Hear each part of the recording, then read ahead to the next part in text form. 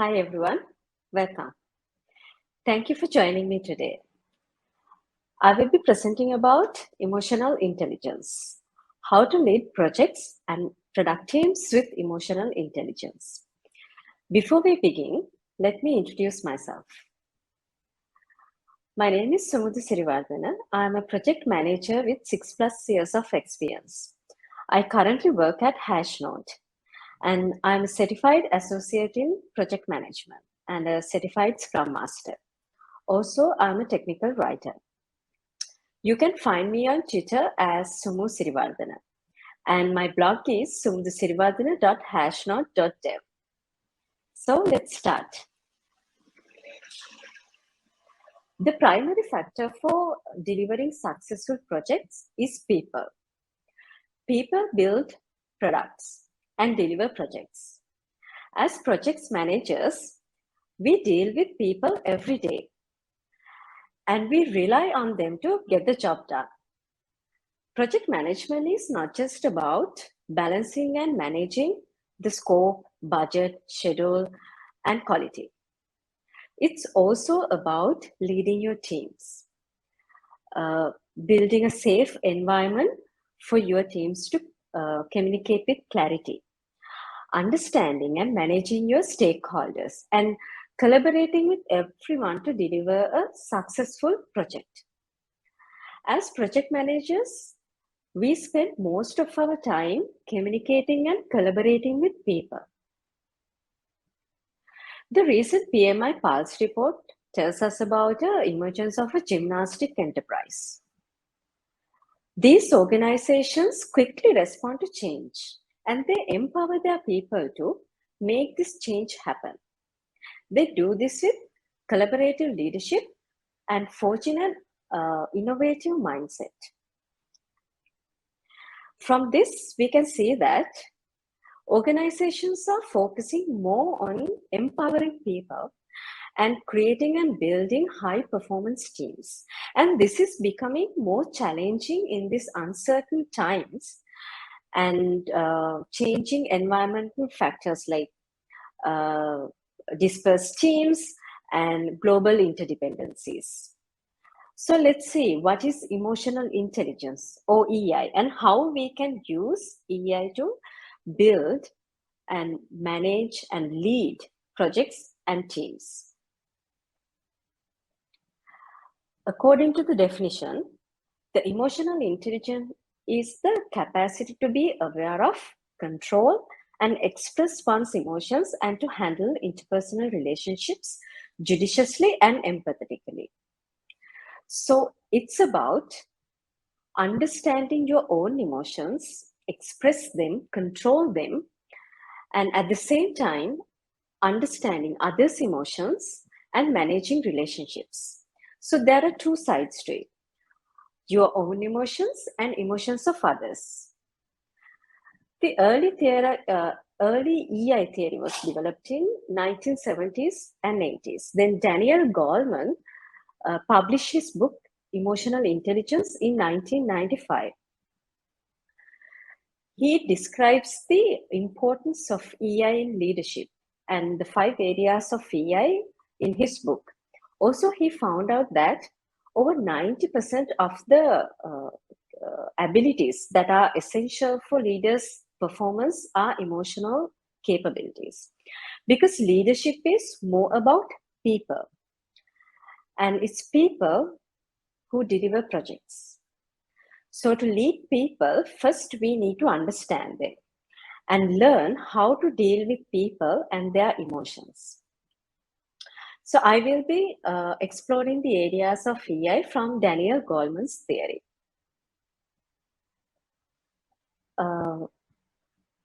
As you can see here, there are 4 areas of emotional competencies. And these 4 areas have divided into 2 categories, personal competence and social competence. Personal competence is about me, understanding my own emotions and managing them. Because before leading others, I have to lead myself first. Without leading myself, I can't lead others. So it's very important to first understand my own emotions and manage them. Social competency is about others, understanding others' emotions, and use this to manage and maintain healthy relationships. So the first thing is understanding my own emotions, my moods, and how these feelings impact others. Every minute of the day, we are going through various emotions. We feel happy, sad, tired, or stressed, or angry throughout the day. But we hardly pause to think what we really feel. And sometimes we spend days going through these emotions without giving any thoughts to them. And sometimes we intentionally avoid these feelings. Self-awareness is about understanding these emotions and where they're coming from. When there's a situation, how do I feel? Let's say one of my team members missed a deadline. So how do I feel? Do I feel fear of missing the deadlines and failing the project? Or do I feel angry toward this team member? When I analyze these emotions, I understand that I feel angry because I fear that I might not be able to deliver the project on time. So my anger derives from this fear. Now I understand where this anger is coming from and where this fear is coming from. That's the first step. Understanding your own emotions and managing them. The next step is self-awareness, self-management. When you understand your own emotions, you can respond to situations rather than reacting with impulsive behaviors. When I understand, when my team member missed the deadline, how do I react? How do I respond?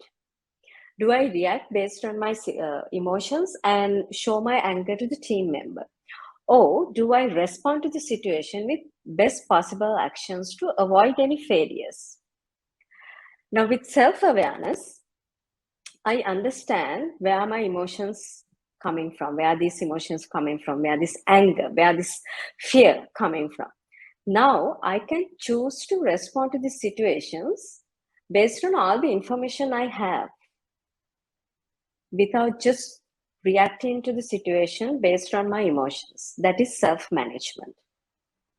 So self-awareness and self-management is about me. The next part is social awareness, understanding others and empathizing with them. Why someone is behaving in a certain way, why someone believes what they believe. When my team member missed the deadline, is there any reason behind that? What is the reason behind that? Is it something to do with any technological challenges, or is it something to do with any personal issues? Understanding why someone is behaving or what is the reason behind that and empathizing with them. That is social awareness. The last part is relationship management. When we have the self-awareness and self-management and social awareness, these help us to build better relationships with trust. Building trust with someone takes time. And without trust, we can't influence, inspire, or motivate others. So first we have to start from us, understanding our own emotions and emotions of others, and use this knowledge to decide how to communicate and deal with others to build better and healthy relationships with them. Now let's see how we can improve these areas. To be more self-aware about your feelings, you can start reflecting your emotions. Imagine a situation or a stressful situation and think how you felt at that time, and what are the actions you took during this time. Did you take these actions based on your emotions, or what are the impact of these actions?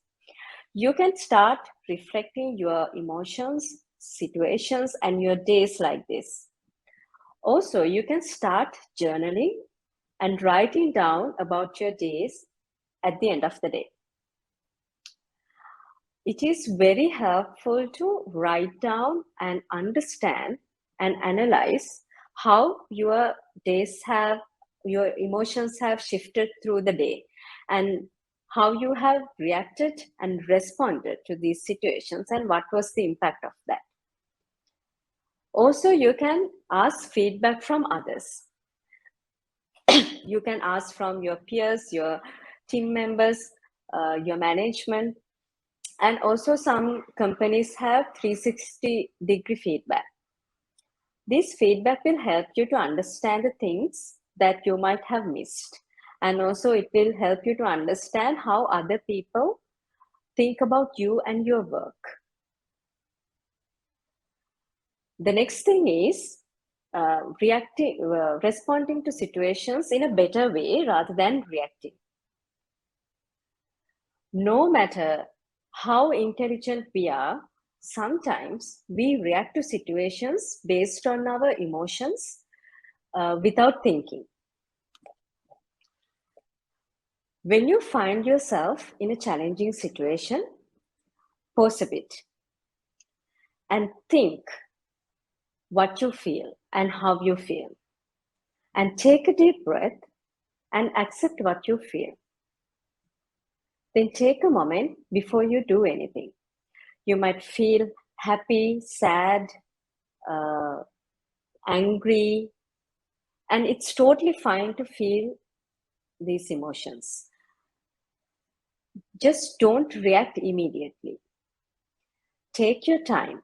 Maybe count to 10 until you calm down. And then think what the best way to respond to this situation with all the information you have. Analyze it and then respond. I have found this method very effective in many situations. Let's move to social awareness. This is mainly about how we can improve ourselves to focus on other people, and big part of it, empathizing with others. To build empathy, we have to really connect with others. You might have heard the saying, before you criticize someone, walk a mile in their shoes.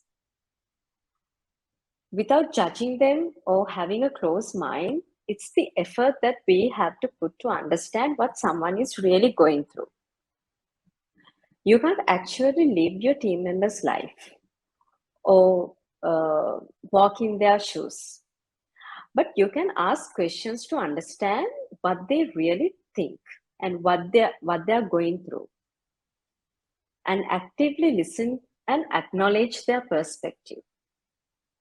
You don't have to agree with them, or you don't have to believe everything what they believe. You just have to listen to them and understand their perspective and what these beliefs and values coming from. So ask questions from your team members on how they feel about a certain situations, and how they are doing daily basis, and have regular chats with them to understand how they are doing in daily regular basis and what they think about the project. These conversations will help you to understand them, and also it will play a big part of building a bond between you and them.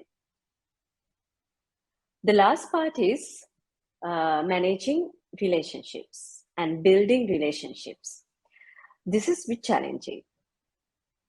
To build relationships with your teams and your stakeholders, you have to engage with them regularly, and it takes time. Start having one-to-one meetings with them, and use these meetings to get to know them, appreciate them, share constructive feedbacks with them. People feel good and proud of their work when they get positive feedback. Also, they feel capable, motivated, and valued. And they understand possible areas they can improve with constructive feedback. These appreciations, constructive feedback help you to build meaningful bonds with them. Also, make everyone inclusive. If you see only few people are engaging during meetings, give a chance to the people who are quiet, asking them what they think. Welcome their opinion and listen to what they have to say, and respect and value their opinion and perspectives. Also, set clear communication lines. Most of the teams are remotely working these days, right? So in this situation, how the team should work together? What are the communication methods? What are the offline, online times, respond times? And what are the ground rules? So this will help you to reduce and avoid conflicts among people and set clear expectations. When managing projects, we are dealing with people. People build products and deliver projects. While we need to have technical skills to manage processes, it is essential to use EI skills to lead, empower, motivate, and collaborate with all the parties to deliver a successful project. With this, I will wrap up for today. Thank you for listening in. If you have any thoughts, feedback, feel free to reach out via Twitter or LinkedIn. Thank you very much.